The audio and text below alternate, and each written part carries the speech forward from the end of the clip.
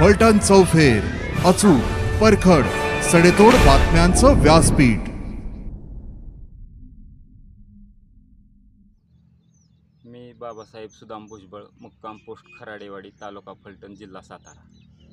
2 महिन्यापूर्वी ढोबळीची लागण केलेली असताना आत्ता नुकताच कुठेतरी पहिला तोडा चालू झालेला होता आणि अवकाळी पावसाने गारपिटीने असा फटका दिला, सगळं झोपवून टाकलं आणि सर्व काही जीवन सगळं शेतीवर अवलंबून असताना सगळं नुकसान झालेलं आहे।